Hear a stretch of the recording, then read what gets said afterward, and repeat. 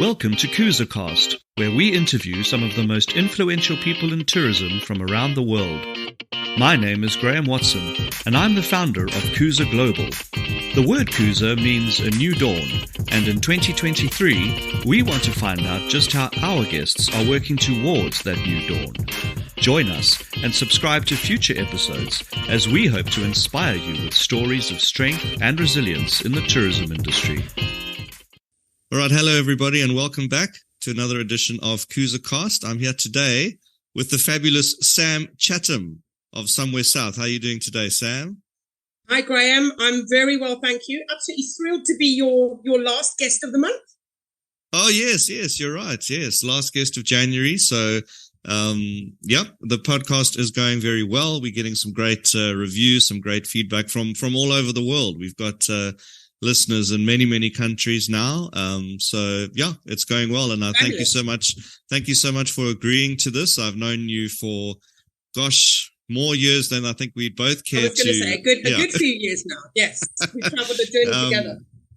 Yeah, so we both in the industry we love in very similar companies. We both represent product and obviously love it. Otherwise, we wouldn't be doing it. You've also started a social media division as well, but we'll get into all of that a bit later. So, So for the few who are listening that may not know Sam Chatham, can you just describe your career so far, going right back to the Jersey days, a Jersey girl you were, and let's go from there. Thanks, Sam. Well, it actually went back a lot further than Jersey. I grew up in the south of England. And people say I've still got an accent, but, I think the jury's still out on that one.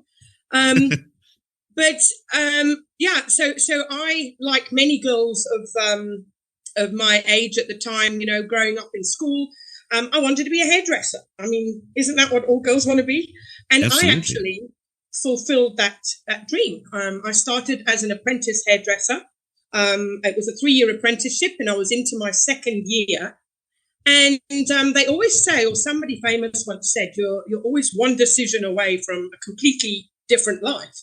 Yeah. And it was definitely a sliding door moment for me, because what happened was the couple that owned the hairdressers got divorced and basically sent me packing.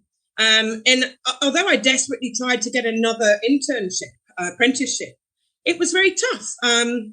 My parents had given me a good work ethic, so I really just got out there to find a job in the meantime. And I actually took on a job as what they called in the UK, and they still call it a chambermaid. Obviously, it's like a room attendant over here in a hotel. And it really was a means to fill a gap. I saw it as nothing more. I still remember the horrified look on my mother's face, because when she heard that I had to clean 12 rooms a day,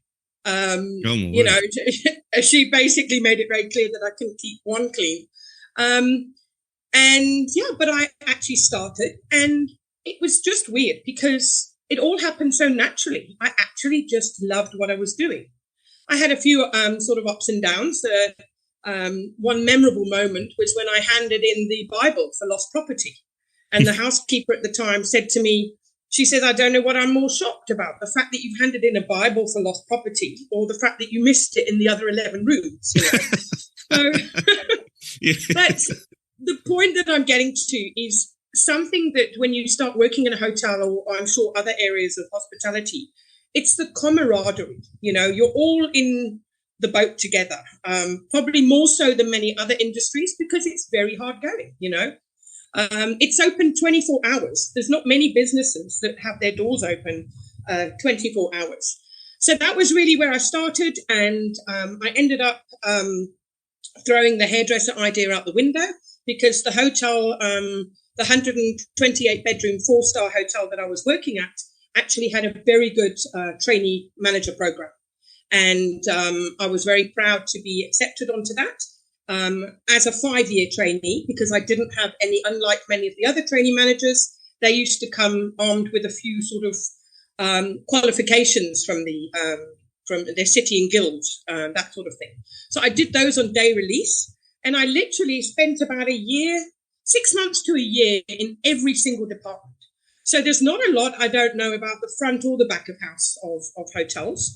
And that eventually led me in about 1990 to working in Jersey, the lovely Channel Island off the coast of France. And I actually stayed with the De Vere Hotel Group, which is what I'd started my training with. And I went on there and spent about 3.5 years there in the food and beverage department, front of house, and various things there. Made it onto the front page of the News of the World.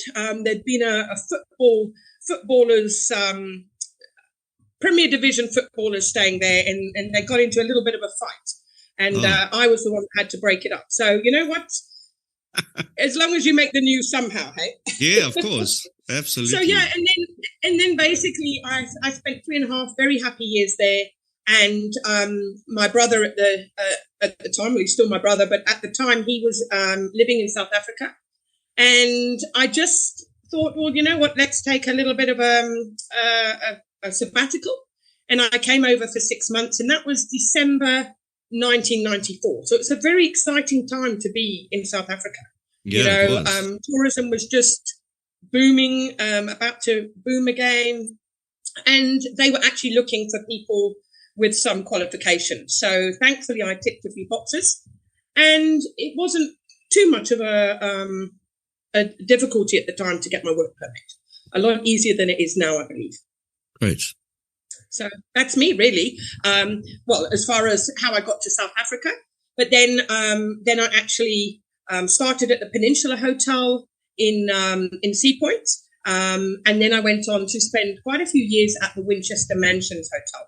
I was very much part of the whole refurb program there with Nils Heckscher at the time, and indeed I then moved across to sales and marketing. I just found that sales and marketing was just more my thing, really. I think it came with sort of an age thing. And then eventually I thought I need to actually get out of the actual operations side altogether.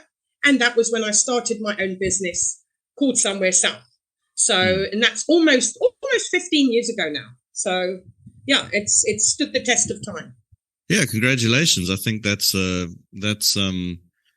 yeah, I mean, you've definitely introduced a lot of people in the industry to some great products. Me personally as well. The products that you represent, you've taken the time to highlight them and arrange site visits and all that kind of stuff. So it's a great job to be in, and you definitely know your stuff. Put it that way. Yeah, and know the right people. Know what doors to knock on. Thank you. Yeah.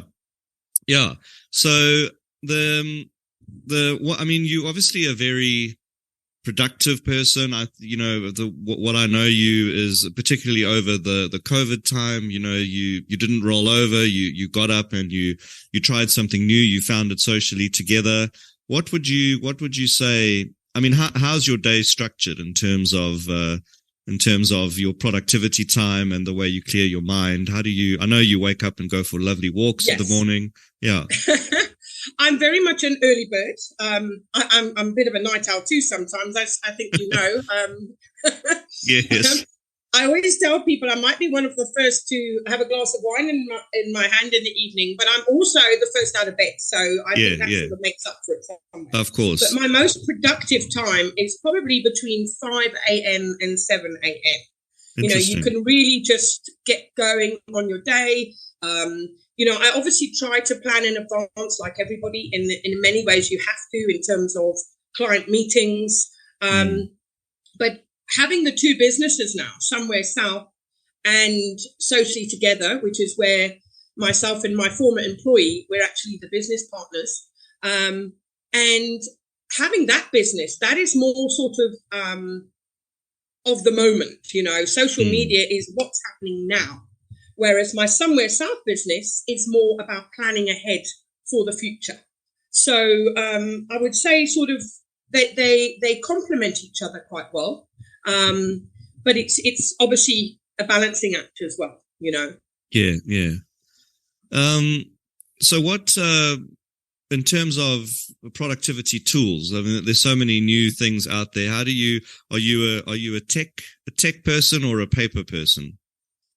I've had to become more tech. Obviously, when you are a business partner in a digital marketing agency, you have to be more tech.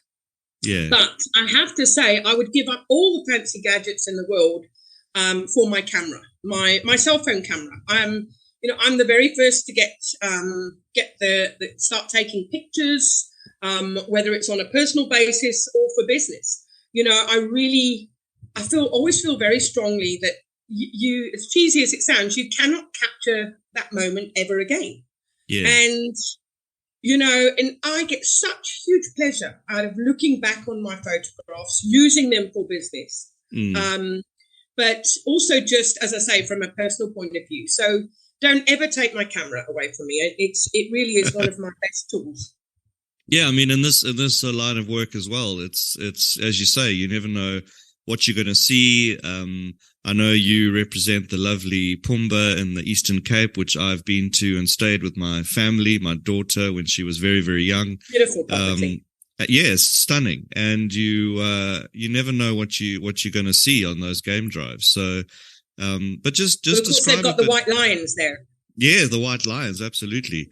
So just describe a bit more about Socially Together. I think obviously with Somewhere South, a very similar company to Kuza Connect, where we represent properties and we highlight it we knock on the right doors and we highlight it in order to sell the property and get that much needed footfall through the doors. But tell everybody what Socially Together is all about. Well, thanks, Graeme, for that opportunity, really, because there are people out there that still don't know I've got that side of the business. And what actually happened was, a year before the pandemic, actually, more and more of my current Somewhere South clients were starting to realize, like everybody, if you're not online, you don't exist. And so naturally they were asking me about what they could do. And I just was lucky enough to have employed a very dynamic guy from Zimbabwe. Actually, I employed him when he was 19, so he was sort of nice and fresh, and he was very open to, he was very interested in tourism, but he was also quite technical as well. So, and he's a millennial. So he was born doing all of this social media stuff, Yeah. It comes second nature. And we soon realized that our very separate and very different skill sets together were actually a force to be reckoned with. Because it's one thing having all the technical side, but that has to come with, morals and sort of experience and knowledge about the industry. So I guess I had all the old school stuff, and he had all the new world expertise. So we realized that if we put that together, that really how we came to starting Socially Together. And I'm very pleased to say that I think all of my clients, we actually also do the social media for. So not only do I pound the pavements for them, but we now offer social media services, a full-on service for them as well. And obviously we've got lots of other clients which are nothing to do with the Somewhere South portfolio. So they're very separate businesses, but at the same time, there's definite overlap there. Yeah. Yeah, social media is, I mean, I don't know how most businesses would have survived during the pandemic were it not for social media. My business started, and if it weren't for things like LinkedIn and Facebook and Instagram, how I would have got the word out, I don't know. So, Absolutely. Well, I have to, I think if I'm honest, it really did put food on both our tables, myself and Blackmore, during the pandemic, because that business was actually growing because people were realizing, they didn't have much marketing budget to play with, but they were thinking, well, if I'm going to put it anywhere, let's put it into the digital side.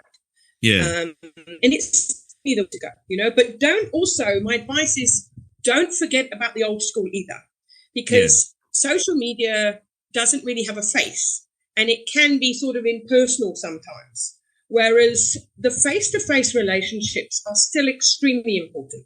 Well, to me anyway, definitely. And I think it's part of that has kept me here for so long, Yeah.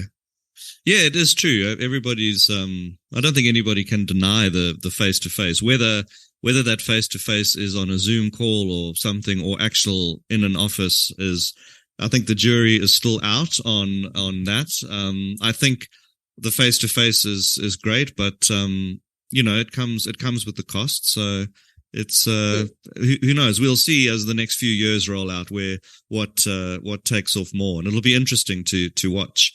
Definitely as it evolves. I think as the millennials come up into being in their 30s and 40s, being used to, staying, maybe not moving around as much, and doing things on the screen. It's going to be a very interesting evolution of how business gets done. Absolutely. So you described very different, obviously very different, aspects of your career so far. What didn't you expect? Where you were going? Obviously, your move to South Africa was different, but was there anything that you didn't expect that happened? Yeah, well, I have to say, I mean, the move to South Africa was probably the biggest surprise. I mean, the very fact is, without giving any age numbers away, I've actually been living here longer now than I did in the UK. Yeah, and So that was a real shock for me. But I think the other thing is that I was always an operations person through and through. I was the one that loved being up the front with the guests.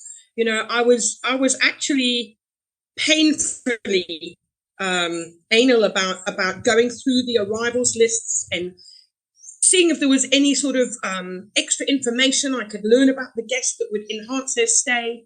I still keep in touch with many of my past guests to this day, because I built up, rightly or wrongly, I built up friendships with many of them, because I honestly I was so passionate about the operation side that it made me feel like I was actually welcoming people to my house. I know that sounds a bit exaggerated, and perhaps it is, but I was extremely passionate about being a hotelier. And I never, ever thought that I would sort of go away from that. But in the end, I think it was, you can almost be too passionate about something, because when you are working in a big sort of structure with obviously a team, you really need everybody to be on the same page. And I think I got to the point where, I became a bit of a control freak. I hold my hands up. I would sort of, because I didn't trust maybe people to do what I would do, I would end up working sort of like I'd be on the phone when I got home at night, has this been done? Has that been done? Yeah. And in the end, I don't think I realized it at the time. It wasn't a conscious decision, but that energy has been redirected into sales, which I think is actually what I perhaps should have been doing a lot sooner. Yeah. Well, I mean, you found the niche eventually. Alligator, put it that way. Yeah. So what, I mean, the last 3 years has been horrendous for a lot of people. What, as we hopefully are now coming out of it and seeing the light, touch wood, touch everything we've got about that. What has taught you about, what has taught you about the tourism?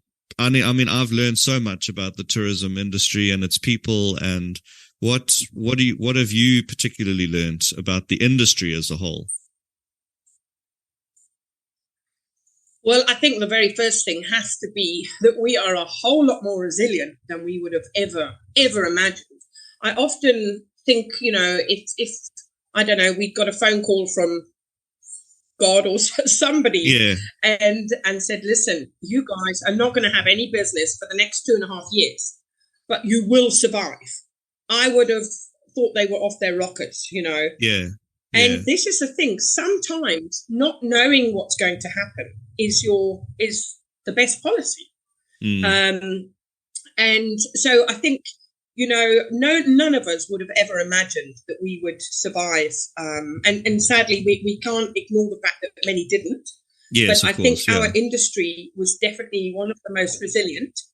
And also, it's actually it's put a lot of things in perspective. Every now and again, we all have bad days, and what used to be a really bad day before is now a piece of cake because I mean, we've all been there now, not earning money, not knowing when we're going to work again, type of thing. Yeah. And it sounds so cheesy, but it really does make you appreciate everything a lot more. Not just in work, your personal life as well. Mm. And also, I think it taught me that, again, as an industry, we have to be one of the biggest bunch of passionate people out there because, I mean, so many of us didn't see each other for so long. And, and I remember when I went to Indaba last year in World Travel Market, just seeing people for the first time in 3 years, it was just like, Yeah. wow, Yeah, And it was I amazing. don't know whether that's the same in all the industries, but I think it's very special. Yeah, I mean, So I tourism think we need to industry. take that with us going forward. Yeah, yeah. I mean, that's the thing. I mean, it's come up in a few other conversations. I think I think we mustn't forget. I think when the nasty emails come through and all those kind of things, I think we just need to remind ourselves, or even if we are a culprit and send one, I think it's important to realize what we've all been through and help each other survive and, rise up again. And I think that what has crossed my mind is that, as we discuss how we've kind of pulled through and our visions for our businesses going forward, there may be people out there thinking, well, why is everybody else doing so well? Well, I'm still stuck, and all that kind of stuff. Yes. And which, to those people who are thinking that, it's important to realize that, everybody is still in the same boat. There is a lot of recovery still going on. We are all very much in recovery mode.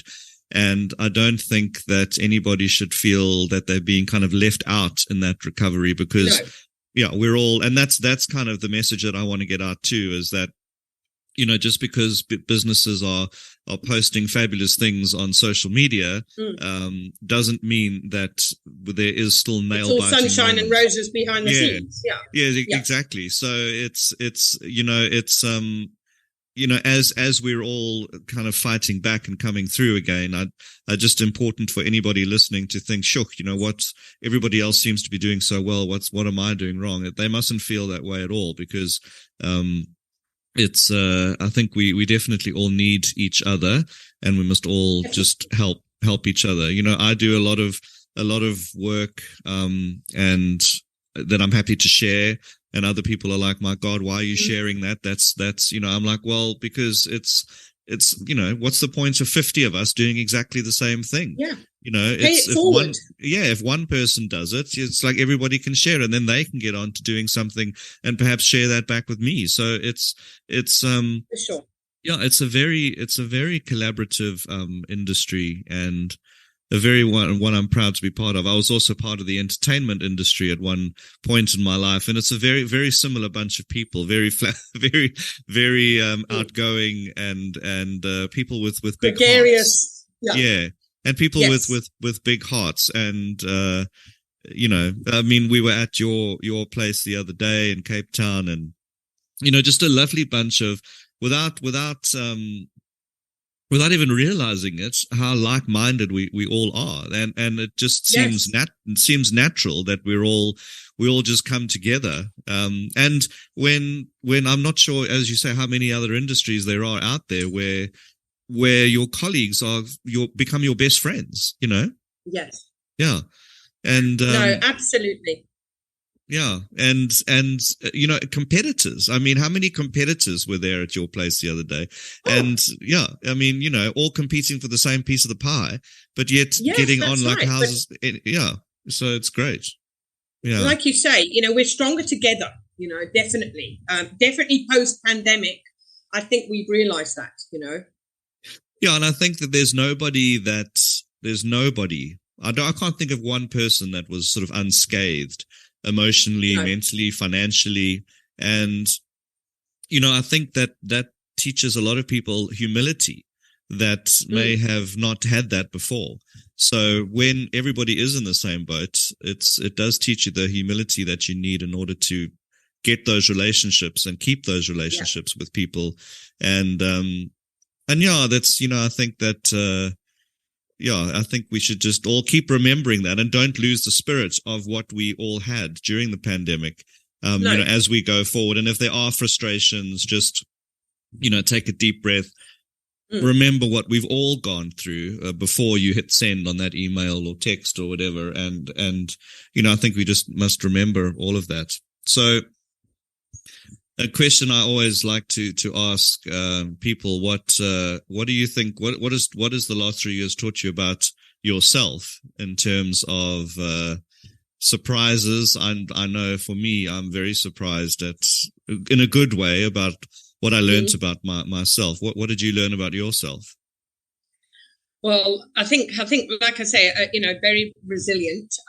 But also, I actually also learned that, because I've always been a running around like a headless chicken type of person, an organized headless chicken. But, I try to fit in the absolute maximum to every day. And sometimes it's to your own detriment, And all of that came to a halt during lockdown. We couldn't even go out for a walk. Try explaining that to 3 dogs, Yes, exactly. Yeah. So we made a plan, I've got a fairly small house, as you know, and I managed to do like a little circuit. I had to do 60 circuits. But it was fun. So yes, we are more resilient. We're more, inventive, than we thought we were and everything. But I also learned that I don't want to go back to being that complete and utter headless chicken that I was. I'm still a headless chicken, but not as much as I was, because now I've definitely got more balance in the fact that I do more online meetings than I did before.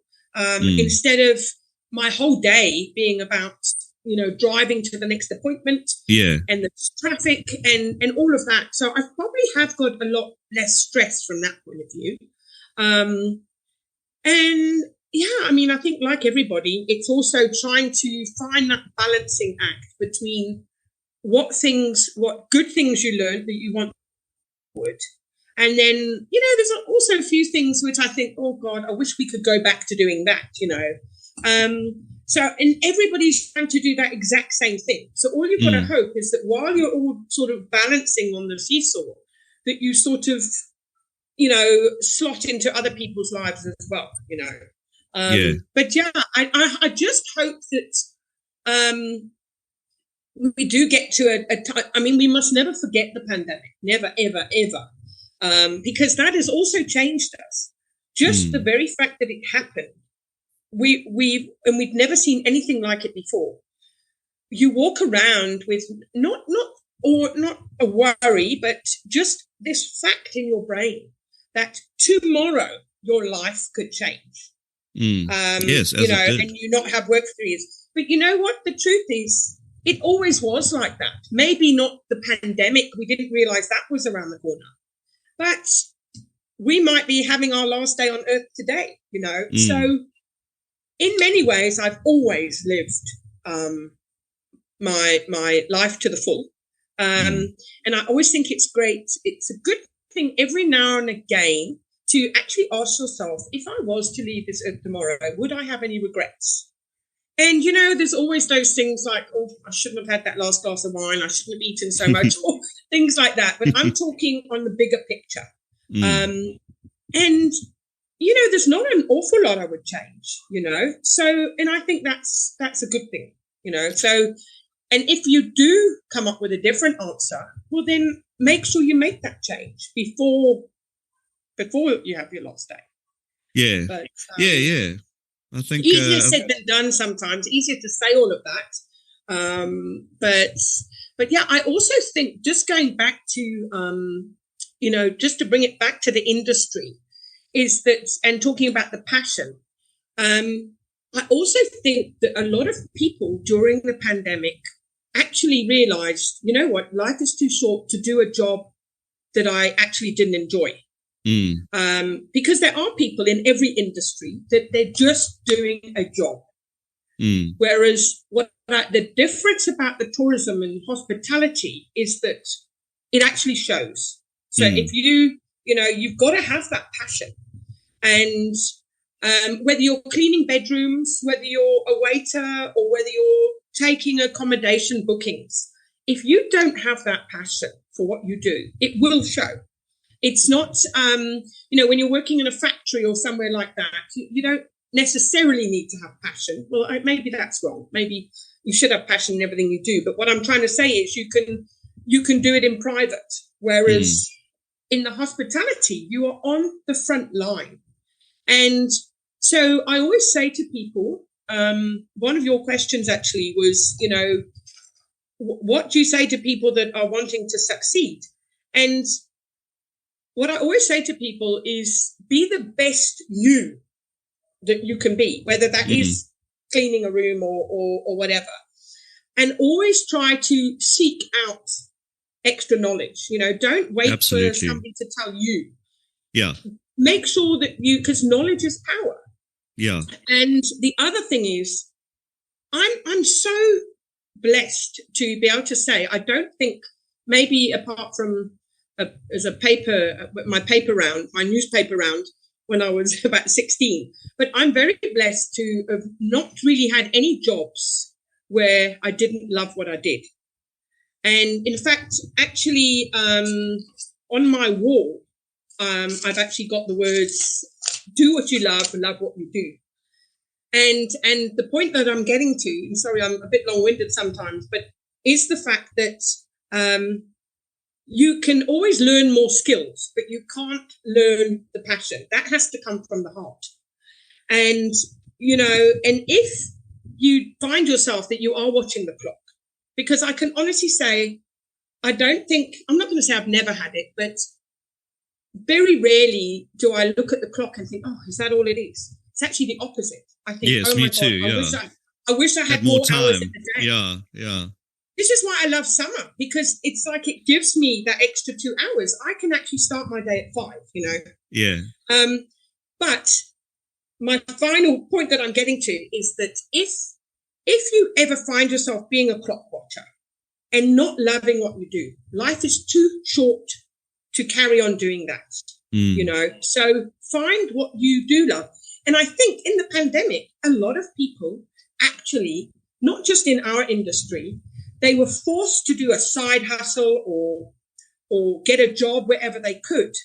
And they actually haven't gone back to that industry because they found something that they had a passion for, Yeah. I mean, we've all been to guest houses, hotels, or restaurants where you get served by uninterested people. I'm so always close to saying, get out of this industry. It's not for you because, you've got to be able to show that you love what you do. Yeah, I mean, I think your point of knowledge and empowering yourself. I've said it for years. One of the most frustrating things I ever heard anybody say was, I can't sell Botswana because the company hasn't trained me on Botswana. Oh. And I just thought, well, that is such a short-sighted comment, because in order to be the best you can be, don't rely on other people to make you the best you can be. There's 8 billion people on the planet, and everybody needs to, empower themselves. If you want to succeed, if you want to get promoted, if you want to do better, then be the person that knows Botswana when everybody else doesn't, because you've taken the time to study it. Especially in the world we live in, Graeme. I mean, again, I'm not showing my age, but we had to go to encyclopedias if we wanted to. Yes. Yeah, nowadays, I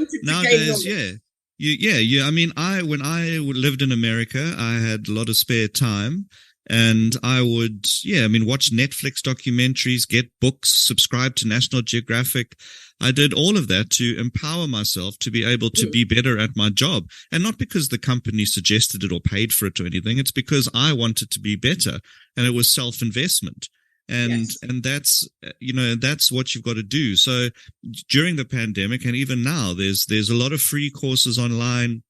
A great resource called Coursera, which I've used to do, just teaching even things like Excel or Word or things that'll make you better at your job. Don't rely on the company that you work for to train you and make you better.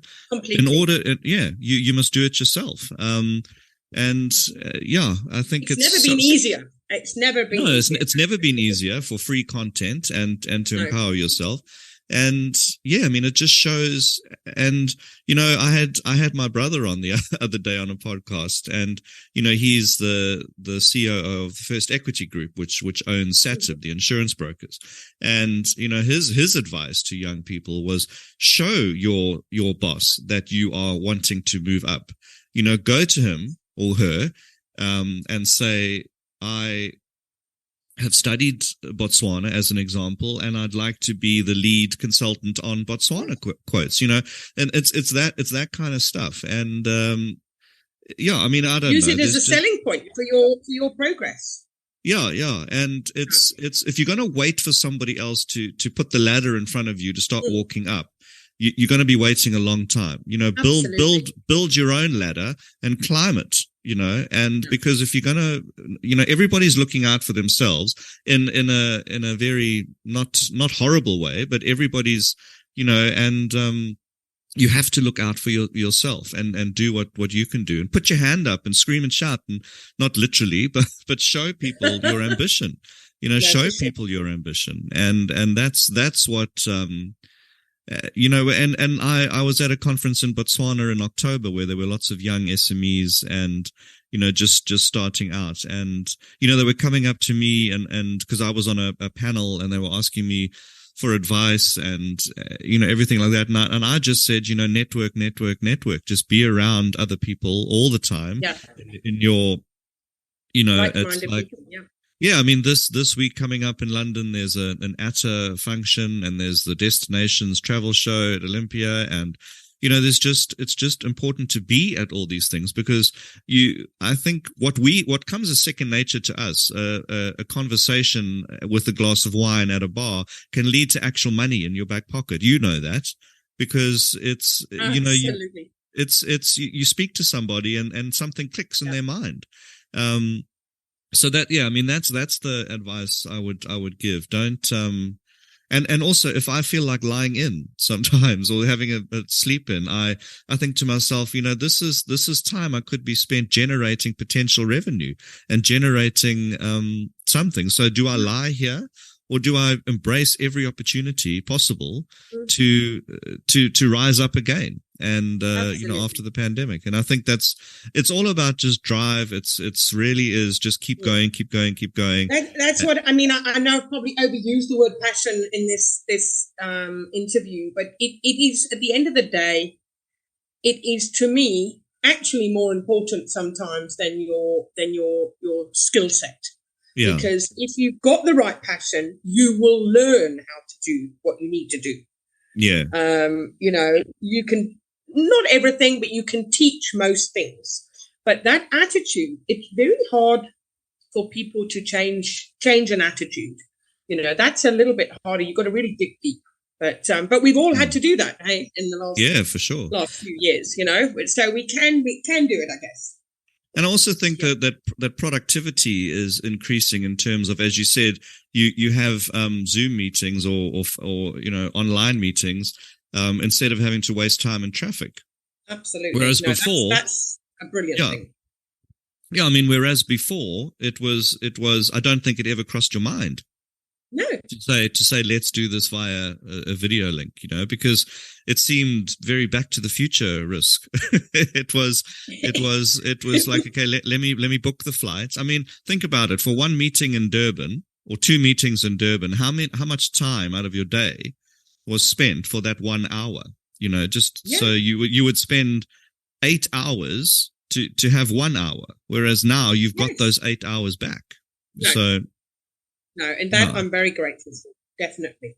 Yeah, and I think it's also not taboo. In fact, a lot of people will say, look, actually, let's just do this online. Don't drive in 3 hours or 2 hours or whatever. And, let's, in fact, I think that meetings are assumed to be on Zoom now. Well, they certainly were a few months ago. Assumed that it's going to be, unless you actually state, no, I'm actually wanting to come into your office.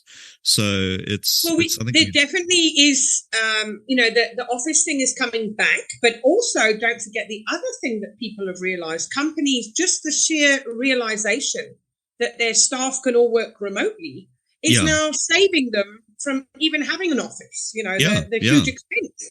Yeah. So that is sometimes a little bit of a downside, the fact that you can't go and see the whole team together.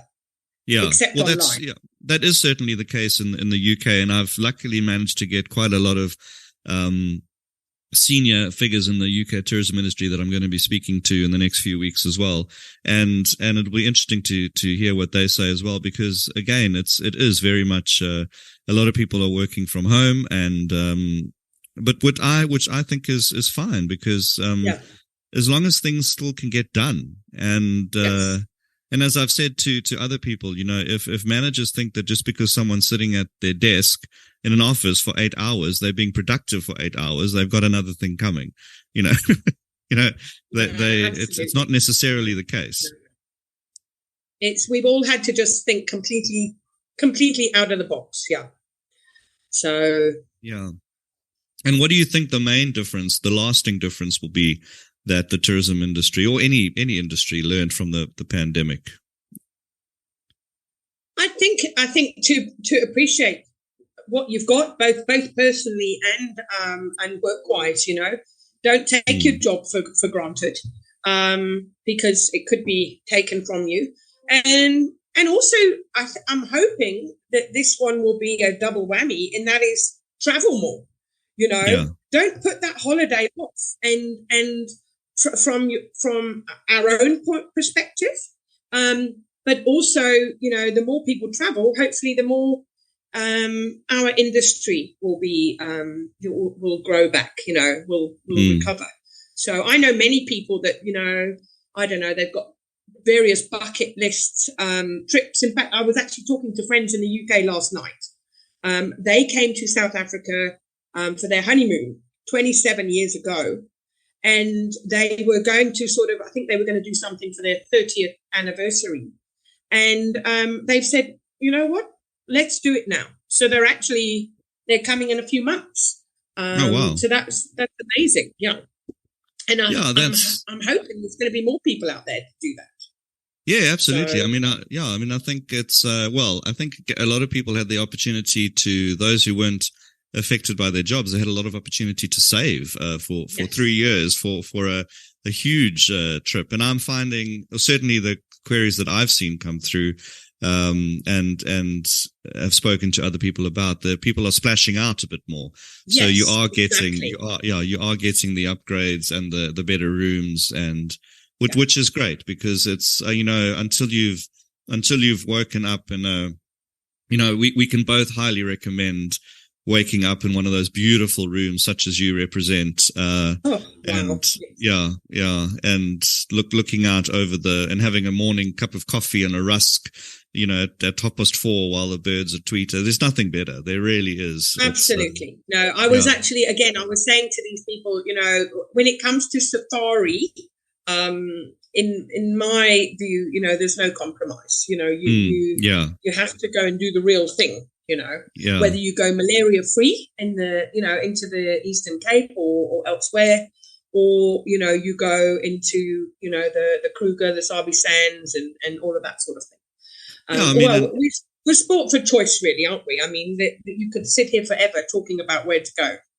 And I mean, some of the cost, you're getting 3 meals a day, 2 game drives, sometimes all drinks, including beers and wines, and for the cost is the same as a room in New York or London, and completely. And it's the value for money is just, and you won't forget it. You know, it's one of those things that we can all confidently say that it'll be an experience never to be forgotten, even if it starts bucketing down with rain. Some of those are my best memories too. I used to refer to things as like, I was very involved in selling gorilla tracking safaris in Uganda at one point.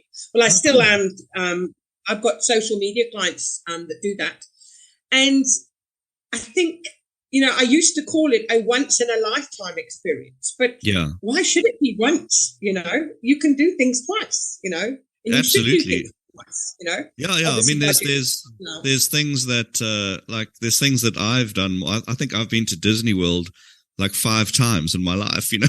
It's one of those things that I thought I would do once, tick it off, but something just keeps drawing me back. And,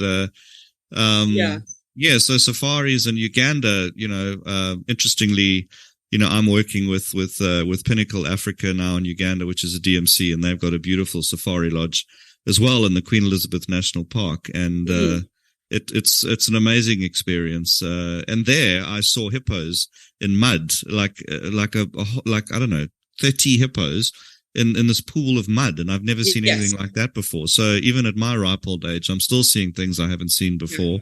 And being in Uganda was a lovely experience. So there is just so much to do. So what would you like to see change? Do you think there's anything that still needs to change? Anything change? No, I mean, I think, you know, and like I've said, you know, I think people's attitudes, I think all our attitudes have changed already for the better, but we mustn't ever forget, because, you know, it's one thing sort of like, you know, appreciating everything, but, you know, it's very easy to forget how, you know, how bad things were and everything. So. Yeah, I mean, don't forget. I think, that's the thing. And yeah, I mean, things were very, very bad. And as I say, for a lot of people, they may still not be seeing the light. And it's important to remind those that we're an industry in recovery, and don't have recovery envy, as I've come to call it. Don't think that other people are doing very well, but it's very much everybody's still struggling to come through. And but yeah, it's good to see. I mean, finally, even this time last year, we were still on, I think, red lists, and I don't know, we'd just come off the red lists, and there was still PCR tests. I mean, I went out to Africa in February, and I think I spent about 6,000 Rand on PCR tests. Yes, me too. So, I went to the UK. I was originally due to go on the 17th of December, and that got cancelled because, thanks to Boris putting us back on the red list for 3 weeks. And then when he took us off, ironically, the borders opened again on the 17th of December when I was meant to go. But of course, that flight was long gone. And I only got to go on the 2nd of January, but there was still PCR tests, and it was still a very expensive mission, you know. Yeah, and that long passenger locator form, I remember that. Oh, God, yeah, what a pain, Yeah. Please don't bring back any of that. Yeah. So it's, and that's what I keep reminding people. It's people businesses are maybe a bit frustrated that, the income isn't flooding in. I keep reminding people that we've only been traveling. The world has only been traveling since, I would say, May, June last year, when the PCR test stopped. And that's not even at a fraction. And that is at a fraction of what it was, in June 2019.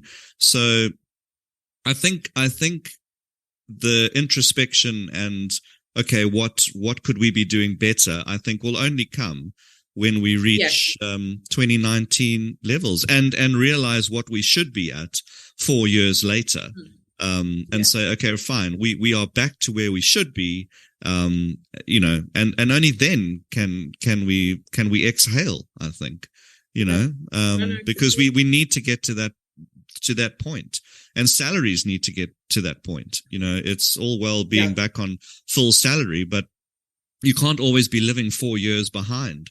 in salary wise things are going as well. up still, and everything's going up, and you've got to be realistic. No, absolutely. Yeah. For sure. Well, Sam, how do people get in touch with the wonderful Sam Chatham? If there's a business in South Africa looking for marketing? Absolutely. My email address is sam@somewhere south. I always say opposite of nowhere north. So sam@somewheresouth.co.za. Likewise with the website, www.somewheresouth.co.za. My cell number, always at the end of the phone, 082-876-2072. So wonderful. Yes, and likewise you can also get hold of me if looking for any help with social media from the socially together side of things. That's great. Well, let's hope there's someone listening that may want your services or want to hear a bit more. They can reach out to me and I can put them in touch, or reach out to Sam directly. Well, thank you very much. And thank you for all that you do for the industry. As I say, getting people together like this, and for continuing to fly the flag all the way over there in the UK. It's quite funny that we've sort of swapped places, but we've swapped. But but hasn't it also made the world a lot smaller? This whole online thing now. So no, it definitely has. And I always just look at it. South Africa as a flight away. I can literally right now just get on a tube to Heathrow and get on a plane, and I'm there tomorrow morning. Exactly. So it doesn't. Likewise. It's a very small world. But thanks, Sam, so much. We will.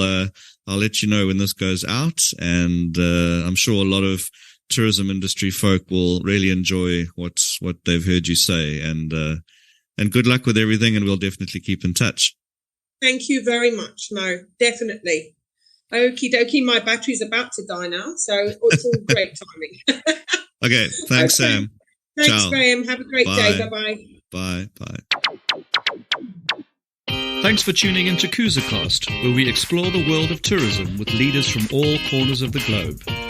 Join me, Graeme Watson, for future episodes as we dive into the latest trends and insights from the industry. Don't forget to subscribe and leave a rating, and we'll see you next time on KuzaCast.